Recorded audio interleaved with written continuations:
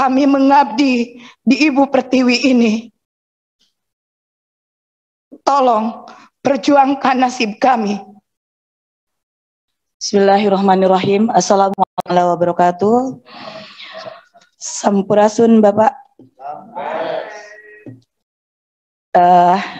Perkenalkan, saya Lina Kurniati dari Provinsi Jawa Barat, Ketua GTK HNK Provinsi Jawa Barat, dan merangkap sebagai koordinator Tendik di Jawa Barat.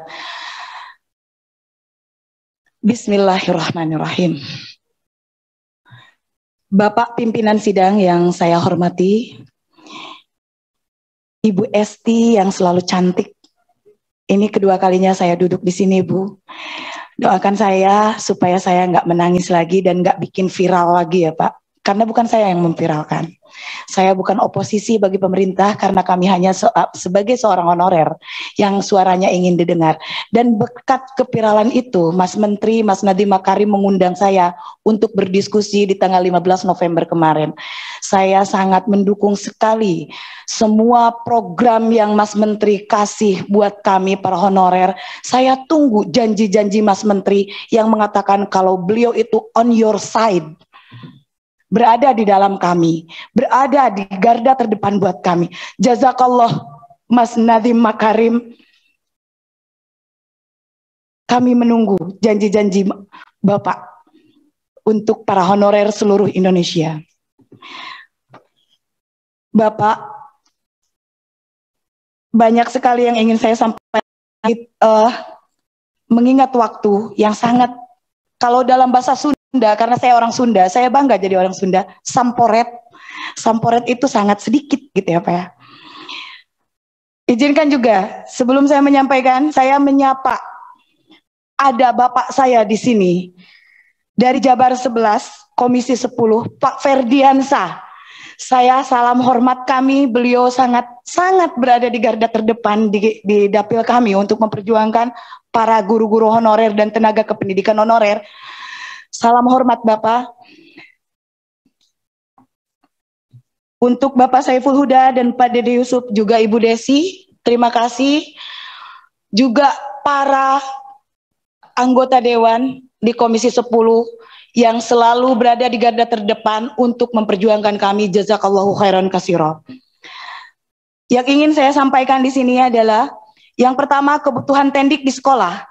Tenaga kependidikan tendik yaitu adalah penjaga sekolah, operator sekolah, satpam, tukang kebun, penjaga malam sekolah, TU, tenaga laboratorium, tenaga perpustakaan, dan semua tenaga kependidikan yang terdata di Dapodik. Yang ingin kami sampaikan dan memohon kepada Komisi 10 untuk disampaikan. Yang pertama, mengangkat atau memberikan peluang tendik mengikuti seleksi P3K pada tahun pengadaan 2022 dengan afirmasi 35+ tetap diberlakukan sebagaimana guru.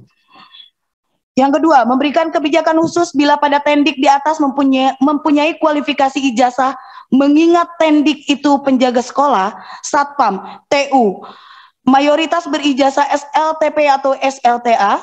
Yang kedua, operator sekolah mayoritas berijazah tidak linier, mengingat kebutuhan di lembaga sekolah karena keahlian atau kemampuan menjalankan tugas. Jadi intinya jangan dilihat linearnya dulu, karena kemampuan kami untuk melanjutkan sekolah terbentur dengan penghasilan kami yang diberikan oleh negara kepada kami tidak ada sama sekali. Yang selanjutnya, jika rekrutmen P3K Tendik tahun 2022 didasarkan Dapodik, Kemendikbud harus membuka penambahan Tendik pada Dapodik bagi yang sudah mengabdi minimal 3 tahun, sebagaimana halnya guru kemarin. Karena saat ini banyak Tendik yang belum diakomodir dalam Dapodik, Pak. Selanjutnya, mengingat kualifikasi pendidik Tendik rata-rata bukan S1 sebagaimana guru, maka kualitas soal tes harus dibuat semudah-mudahnya. Karena kualifikasi mereka berbeda dengan guru. Untuk pemaparan nanti masalah tendik, nanti akan saya serahkan ke rekan saya. Untuk selanjutnya, ini membaca cepat ya Pak ya. Nomor 2, peserta P3K kategori lulus passing grade, PG. Saya mengharapkan atau kami mengharapkan Panselnas segera akomodir peserta P3K yang lulus PG pada tahap 1 dan 2 sebagaimana yang disampaikan oleh Bapak Nadiem Makarim Kemendikbudristek pada raker di Komisi 10 hari Selasa tanggal 19 Januari tahun 2022 pukul 9 waktu Indonesia Barat. Selanjutnya, mekanisme penempatan optimalisasi bagi yang sudah lulus passing grade ditempatkan di tempat masing-masing PTK mengabdi karena sekolah induk tersebut benar-benar membutuhkan guru dan atau tidak ada formasi ditempatkan di sekolah induk untuk mencegah terjadinya polemik di lapangan seperti tahun 2019. Selanjutnya, yang ketiga, lintas linearitas ijazah guru SMP ke guru SD kelas atau guru SD harap dikaji ulang terkait linearitas yang diberlakukan pada saat memilih formasi P3K. Berlaku atau linearnya mapel bidang studi IPA, IPS, Bahasa Indonesia, Ekonomi, dan yang lain pada pendaftaran P3K tahun 2021 menjadi salah satu faktor tersingkirnya guru kelas SD karena formasinya terisi oleh guru SMP negeri, bahkan swasta dengan mayoritas sudah serdik. Selanjutnya, persyaratan sertifikat guru tidak dijadikan persyaratan mutlak untuk daftar P3K. Adapun afirmasi yang diberikan bagi guru serdik dapat diberlakukan atau diberikan jika hasil tes P3K memenuhi passing grade. Maksudnya, Pak, tolong diperhatikan, kalau untuk mendapatkan afirmasi 100% kita harus berserdik, tetapi persyaratan serdik tersebut sangat memusingkan kami untuk yang di negeri. Betul tidak rekan-rekan? Karena apa? Kami terbentur dengan kebijakan-kebijakan dari daerah kami masing-masing, termasuk, maaf Bapak Bupati Kabupaten Garut, izin saya membawa nama Bapak. Untuk di Kabupaten Garut, untuk menjadi Honda saja kami tidak bisa, Pak. Sedangkan persyaratan untuk menjadi PPG, untuk mendapatkan sertifikat pendidik, untuk mendapatkan undangan PPG itu kita harus ber-SK Honda. Kami paham. Polemik yang ada di daerah kami paham, makanya kami berbicara di sini karena pemerintah kota kabupaten kami sama sudah berjuang semaksimal mungkin. Malah Bapak, karena saya di Jawa Barat, Bapak Gubernur Jawa Barat, Kang RK, Pak Ridwan Kamil, terima kasih Akang karena Bapak telah mendukung perjuangan para guru honorer yang ada di Jawa Barat. Saya minta aplaus buat gubernur saya. Terima kasih. Jadi persyaratan sertifikat gurunya jangan dipersulit. Kalau memang kita harus mempunyai sertifikat guru. Yang keempat, guru SMP negeri dan swasta sudah serdik lulus P3K mengisi formasi jenjang SD. Banyaknya guru SMP negeri dan swasta yang sudah mendapat serdik mendaftar dan lulus mengisi formasi di SD menjadi masalah baru. Guru induk SD yang kalah bersaing karena melawan guru serdik SMP negeri dan swasta. Sekolah swasta menjadi kekurangan guru karena banyak guru-gurunya lulus dan mengisi formasi di SD. Untuk mendukung optimalisasi peserta lulus PG, tempatkan kembali guru swasta yang lulus mengisi formasi di SD di sekolah induknya.